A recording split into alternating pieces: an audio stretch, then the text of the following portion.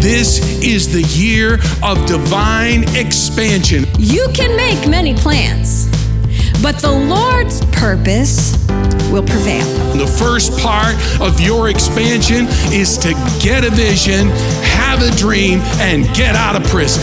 God created you to fulfill a purpose, and He understands your purpose way better than you do. You won't get out of prison unless you're speaking your dreams, speaking your vision, speaking your purpose. His plan and His purpose for my life is so much better than anything I could ever strategize for myself. He will send 1,000 angels, if He's got to prepare the way for you to be set free into your purpose. When you put yourself in alignment with God's purpose for your life, there is no greater joy. Sooner or later, purpose has to rise.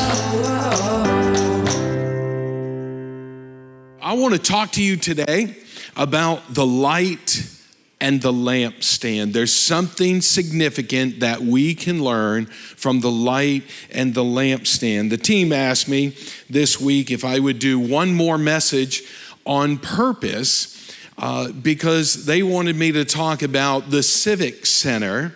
And after hearing my son hearing us talk about the Civic Center, he said, "Wait, you mean the Alpha Center is not the Civic Center?"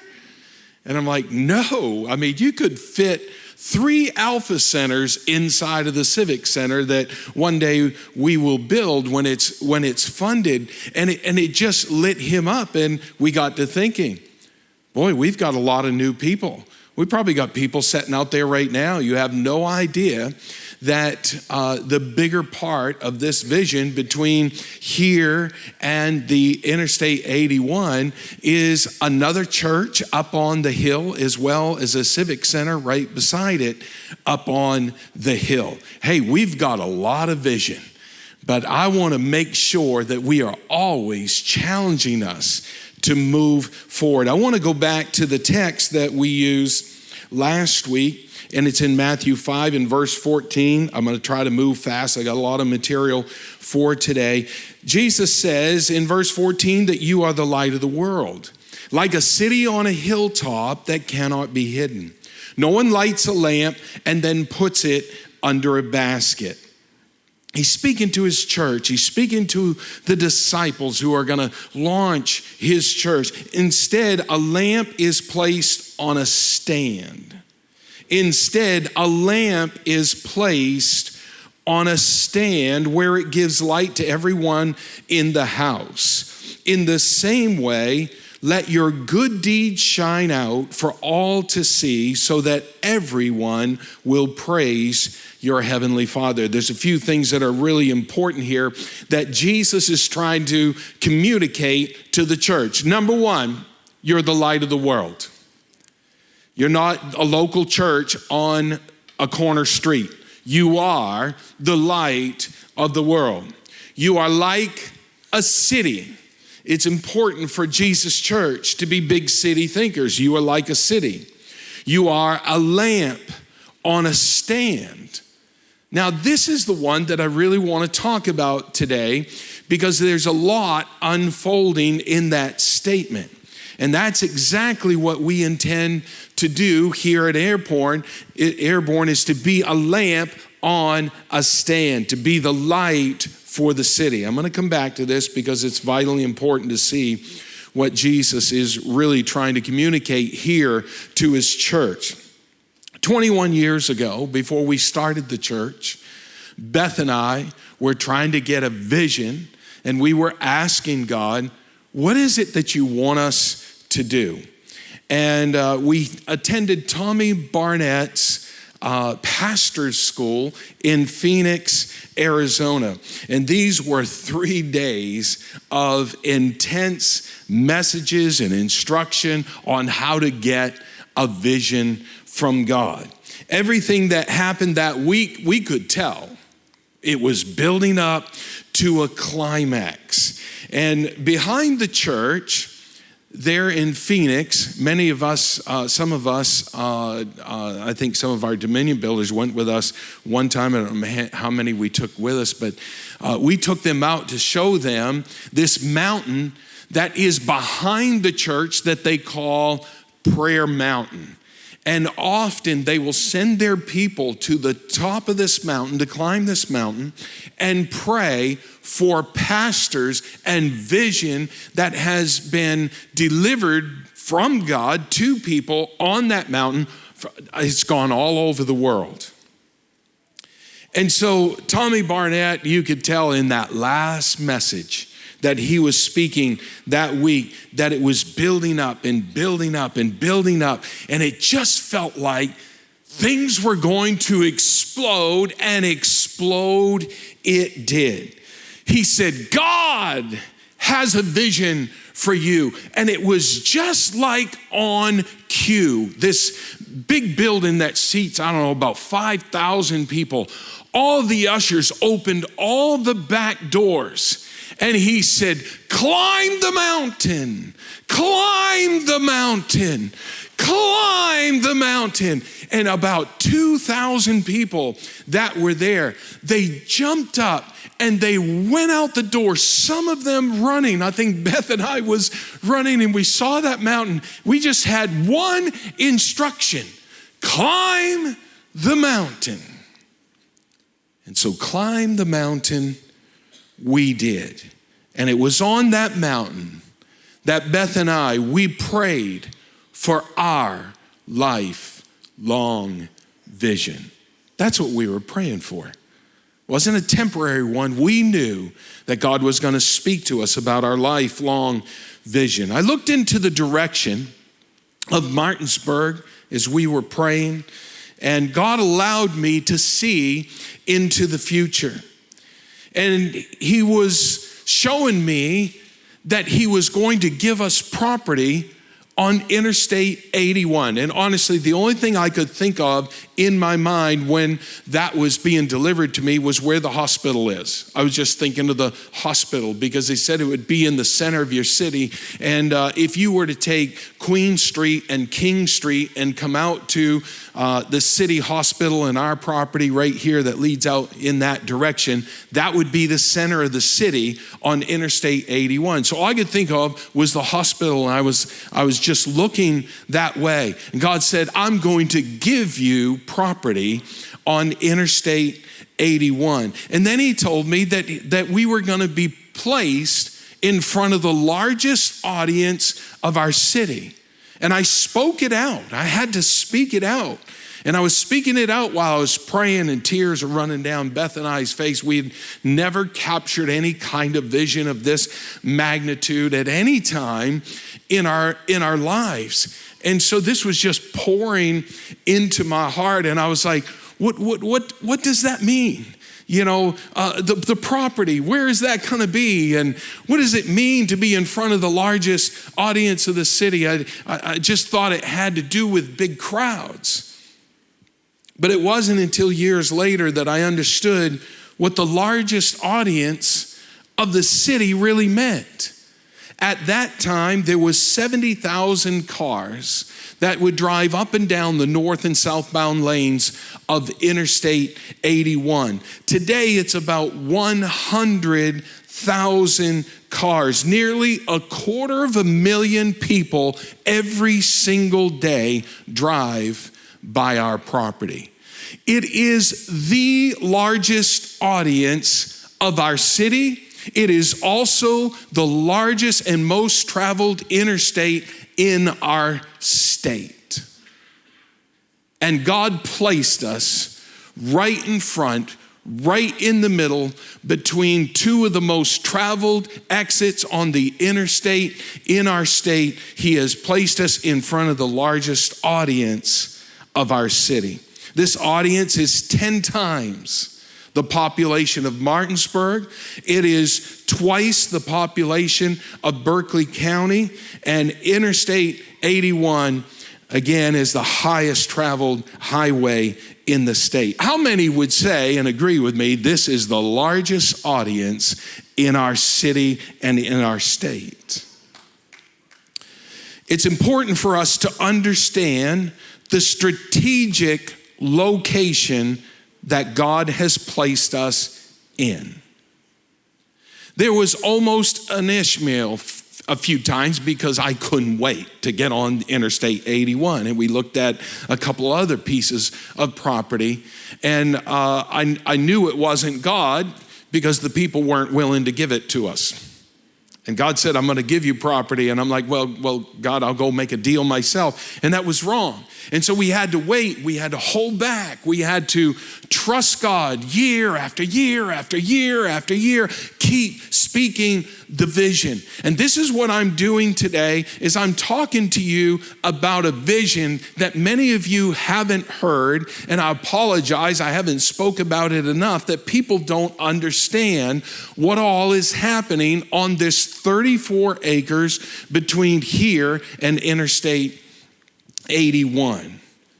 So I started to learn more also about the Civic Center. And let me give you the definition of civic. It's relating to or benefiting a city or citizens. It's the commonplace of the people. Now, we ended up putting words to this. It's a place where the church and community crosses paths. Jesus' ministry to the people, it was civic. It was civic because he was the place where the church and the community crossed paths. He was always relating to and benefiting the city or the citizens of the city. His teachings drew large crowds. His miracles drew large crowds. He was a friend of sinners, and his message led masses to salvation. Now let's get back to our main text that we started with, Matthew 5:14 through 16. Jesus says, now he's getting ready to leave, and he's telling his disciples, and he's telling us today, now you are the light of the world, a city on a hill that cannot be hidden. I want you to read verse 15 with me. It says, no one lights a lamp and then here we go, verse 15. We got it? All right, everybody together. Don't just look at it. I want you to read it with me. I know the Holy Spirit told me to tell you to read it with me. No one lights a lamp and then puts it under a basket. Instead, a lamp is placed on a stand where it gives light to everyone in the house. That was great. Now, during Jesus' time, nights could be pretty dark, especially on an overcast night. No street lights, no motion lights on the houses, no lights inside the houses. I mean, if it was that kind of night where you couldn't see the stars or the moon, I mean, it would be so dark that you could not see your hand in front of your face. And Jesus is saying a lamp is placed on a stand where it gives light to everyone in the house. This is so important because the lamps that would be placed on a stand would be placed in the most optimal spot so that people could see from every direction in the house. And when Jesus is talking about where you place your lamp, he is saying the stand, the location, the height, the area that you put it in is just as important as the lamp. Because if the lamp is in a hidden place, it really has no purpose. Do you know sometimes we can be the church and we can have services and we can worship and we can do all kinds of things, but we have to ask the question, when do we hide the lamp? And the optimal spot is so important in Jesus' message to the church. Make sure it's on a stand. Now that stand could be different. Stand could be different in the living room. It could be different in the bedroom. It could be different down at the temple. It could be different as people gather along the street outside at the night, the oil lamps, the fire, whatever it may be different in different locations. But he says the stand is important. I can tell you the stand that we put our light on is important to this church. In fact, the church is the only source of true spiritual light. Jesus tells his disciples, look for ways to light up the whole city. Look for ways to get your light so that people can see. Now, when he tells them to look for ways, we've got options, and people have different visions. Not every church is the same. A city church is not like a country church, and you could go on and on. There's different locations, different types of ministries. And when you know your stand, then stand and declare that vision and shine your light. Verse 18, it says, let your good deeds shine. Those deeds could be different from church to church, from person to person. Let your good deeds shine out for all to see, so that everyone will praise your heavenly Father. The light of Christ shines through our good deeds. This is our civic responsibility relating to or benefiting a city or citizens, the commonplace of the people. Folks, I want to tell you, as much as I love worshiping, as much as I love what happens here on Sunday mornings, great worship services is not enough to light up a city. But our good deeds and our lampstand will. There are 4 areas or 4 rooms in a city. And Jesus said to put your light on a lampstand so that every room can be lit up. And we have said this from the beginning as the Lord was just revealing it to me, this started to make sense. That the 4 areas of activity in every person's life is business, recreation, education, and spiritual. God has called us to shine our light into every room of the city. We are going public with the gospel of Jesus Christ. And this is why the vision of our church is so vital, and the placement is just as important. The church is the foundation, the school is discipleship, and the Civic Center is our lampstand to the city. Are you getting this? This is good stuff. This stuff is rich. Jesus is saying, while you're building for future generations, put me in front of the largest audiences of your city.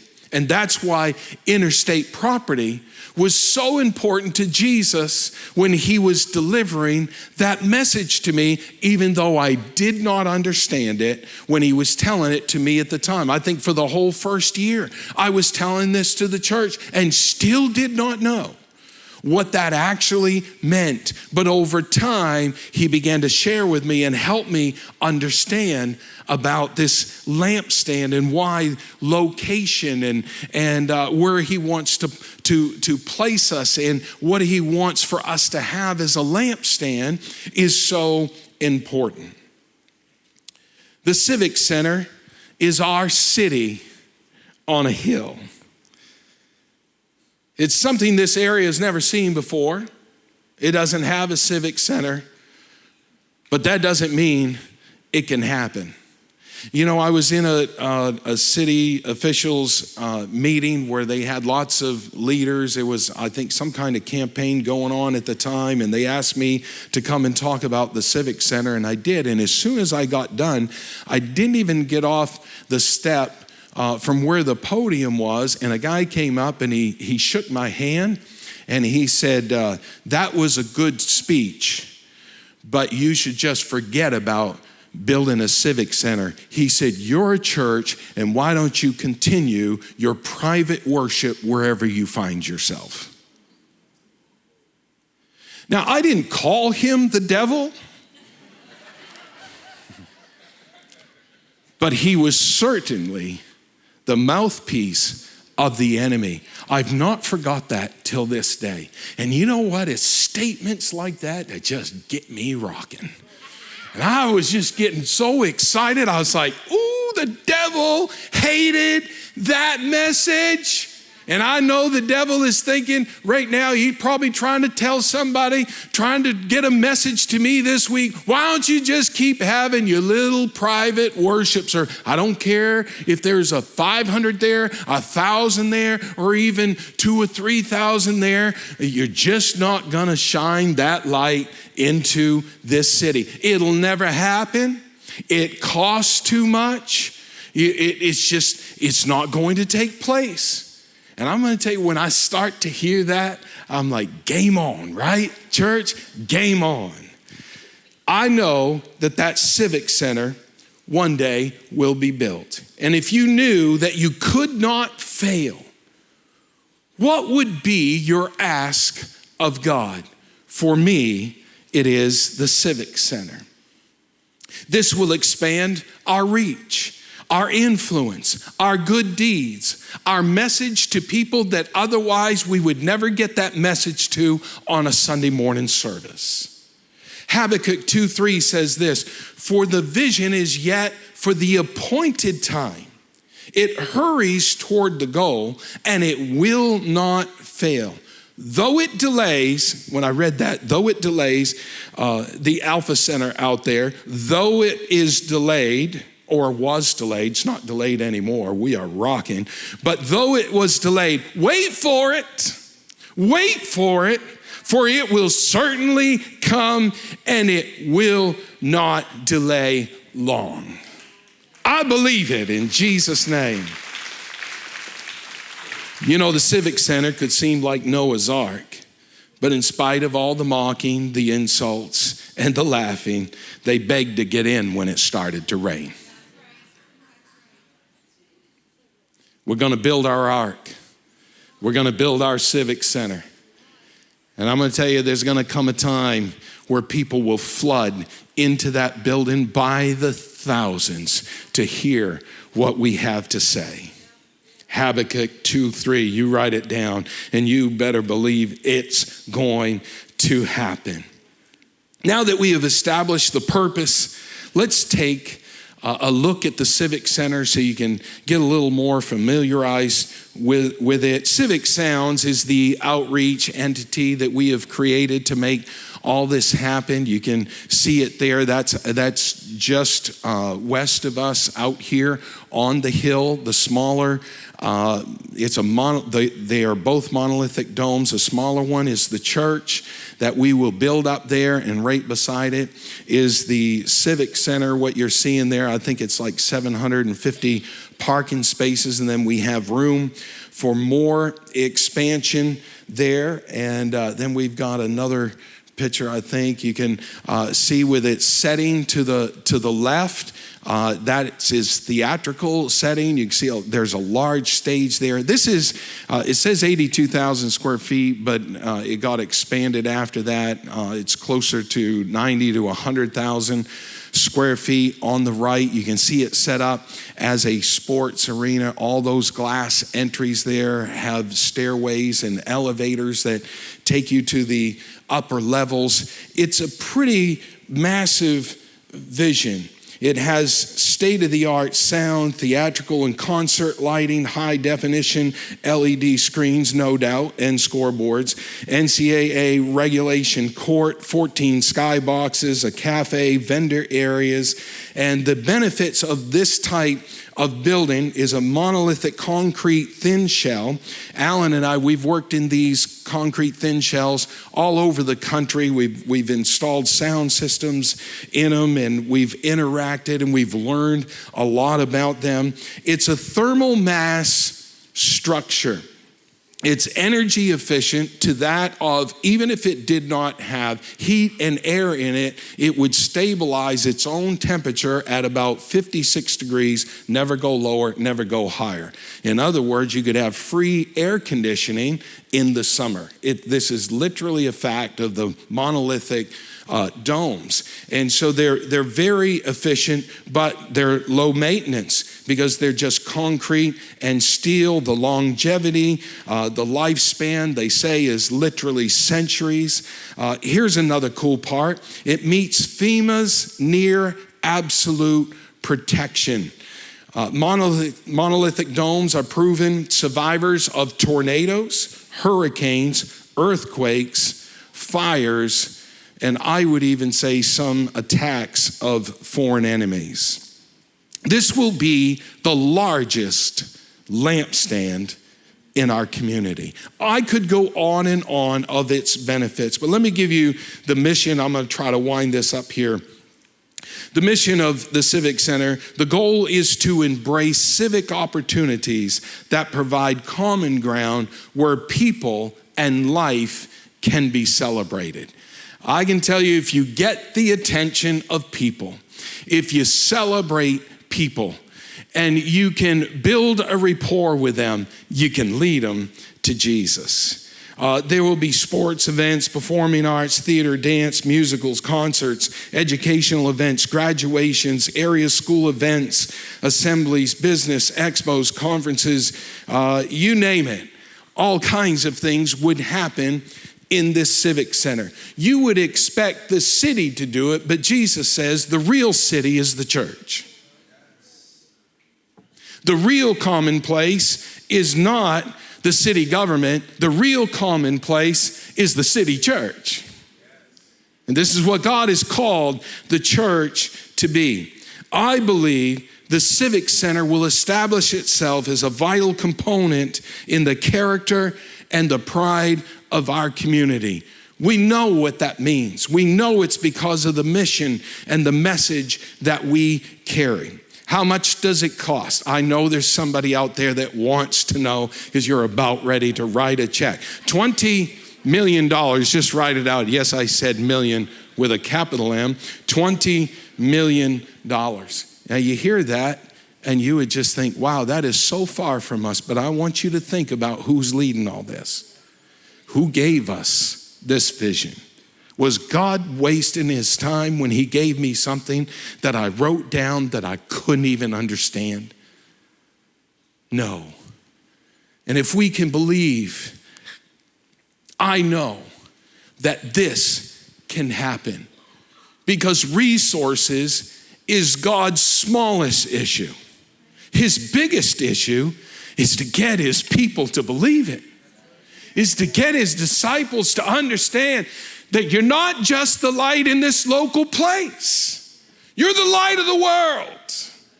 And every church should have something that they're doing that would be talked about and echoed through the halls of eternity, talked about in other states and other countries. The church is the light of the world. Let me just give you one idea that we had, because this happens all the time, where civic centers are built and financed by one entity alone. Could be Macy's, could be Toyota, could be Amazon, could be maybe a significant name in our community that in their passing would like to leave something as a legacy to the community and give of their resources. And we would give naming rights to that entity to be able to build the Civic Center. Do you realize that we are just one conversation away for this dream to become a reality? Now, of course, one thing my son wants to know, when's it going to be built? When am I going to play there? And I say, when it gets funded, when God speaks to somebody and they end up coming to us and we end up having the funds to be able to build it. Here's the cool thing. This was years ago when we were doing this building here. We did the whole 34 acres. It is all planned out. It's all in the county. And that building is shovel ready in our civil engineering plan to be able to build it. And it's a good thing we did it back then. This is something incredible where we have already put ourselves in the place that when somebody says they will help us fund it, we are ready to go tomorrow. I mean, literally quicker than we would have been ready to go on the Alpha Center, because that was a plan change in time that we had to go through to make all of that happen. I just want to ask you, how many people are glad that God, our provider, got involved with the plans of his church and our church? Amen. Come on, let's give him a big hand of praise today. Let's everybody stand. Everything that we do is so that people can see the light of Jesus, so that their lives can be changed just as ours is changed. We know this vision. We know what it is to have a relationship with Jesus. There's a lot of people out there, they don't know. And I can tell you, church, the masses, they may not come here, but they may come to the Civic Center.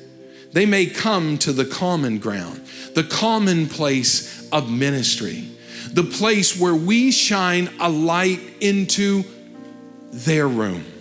Here today, we are shining it into our room. But Jesus says, think like a city. Shine it into their room. Business, recreation, education, and spiritual.